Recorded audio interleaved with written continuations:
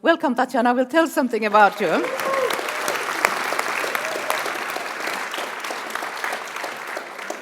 And for those of you who don't know, she's lecturing and consulting on films and series all over Europe, East and West.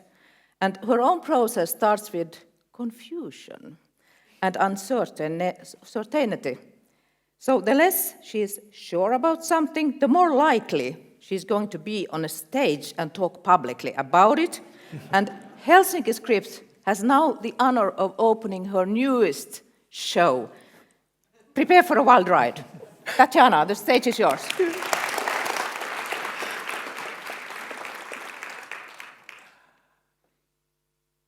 Hyvää huomenta, first of all. Good morning, good morning. I love that she calls it a show. I'm not a stand-up comedian. But it's not a lecture either. It's a kind of a very short exploration that I'm going to try to do today. So, fire in the eyes. Well, before we get to the fire in the eyes, I want to turn your attention to the most common type of story out there. You see it all the time. On a good day, when you're in the good mood, you'll call it average. On a bad day, when you're mean about it, you'll call it mediocre. Its official scientific name is "nyeh." Like, that's how your body reacts when you're asked about it. What do you think? Like, it's neither here, neither there. It's goodish. It has all the moving parts in the right place, but it's lacking imagination, individuality. It's predictable. It's unoriginal. And it's all over the place. Now, average is not really a problem. Most of us are doing average work most of the time. That's how humans do our activities. Sometimes we are brilliant, most of the times we are not. Not a problem in and of itself. However, I believe it will get increasingly difficult to get paid for average. Because there's a new kid on the block,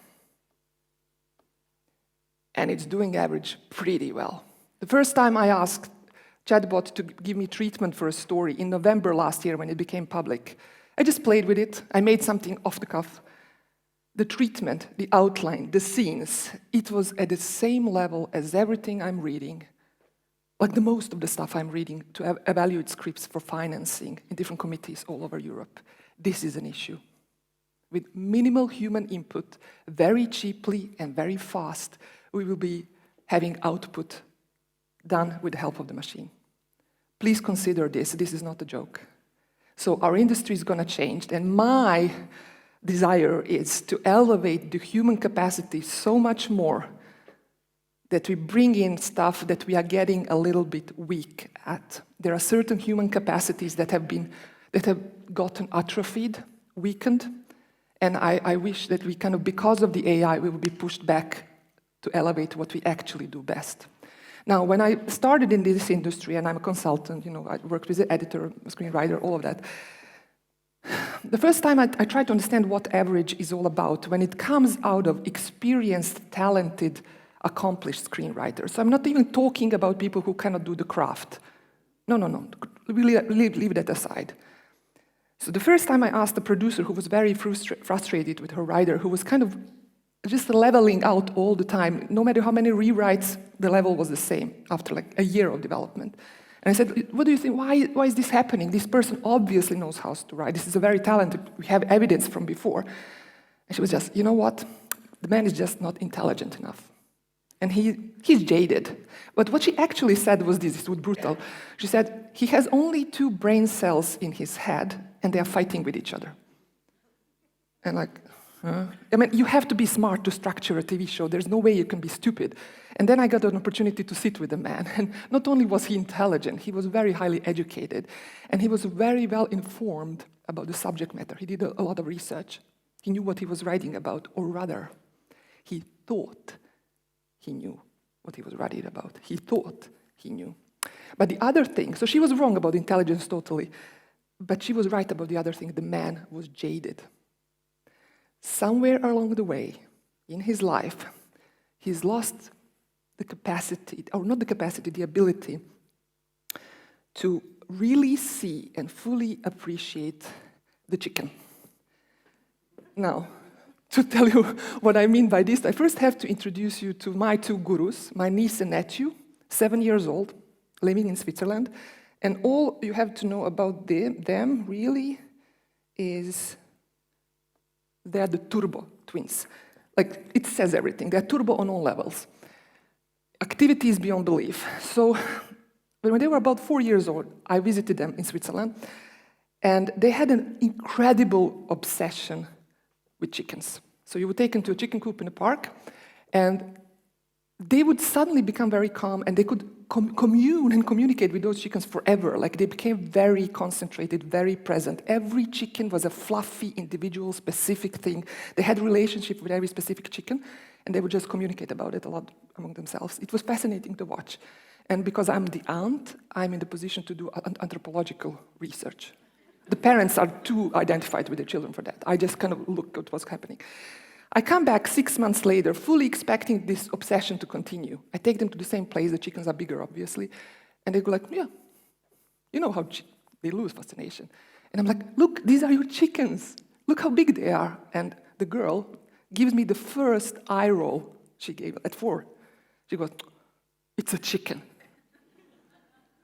And I'm like, now it's happening.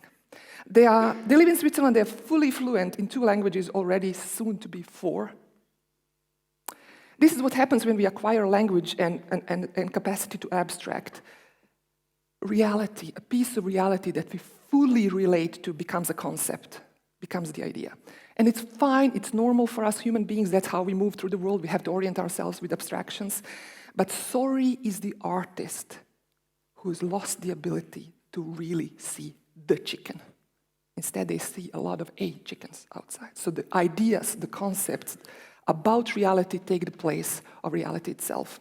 This is where the fire in the eyes comes in. They say that children and mystics have a similar capacity. Mystics, they say, have fire in their eyes because this fire burns away the illusions, preconceptions, beliefs, cultural programming, everything abstract and thought-based that we acquire through life. So when they look at the world, they see it as it is, not as they themselves are.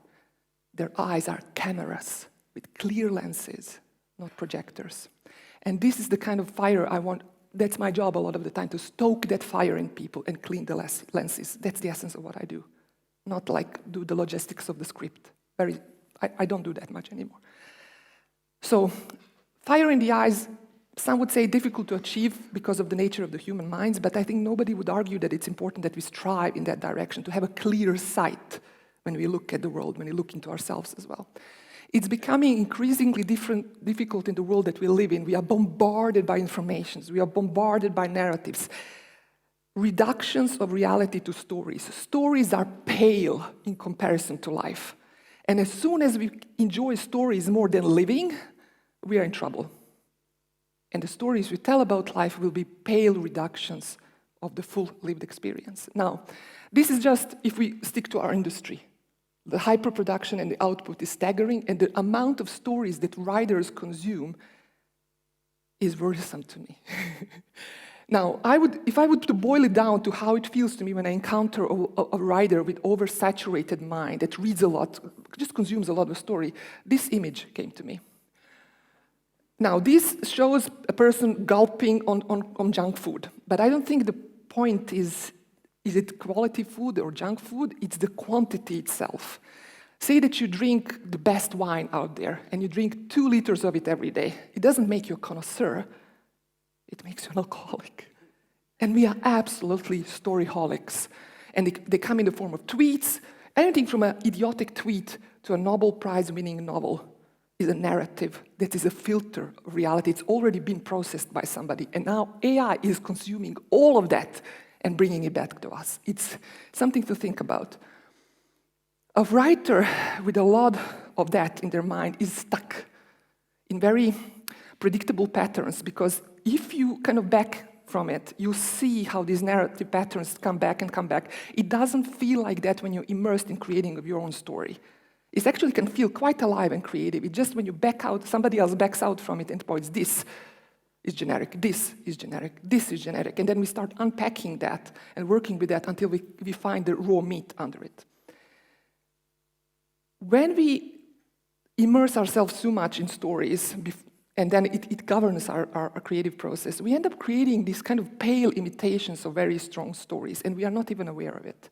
So somewhere there in the beginning was a meaty, bloody story. It kind of went through us. And then suddenly the market is flooded with shades of pale afterward.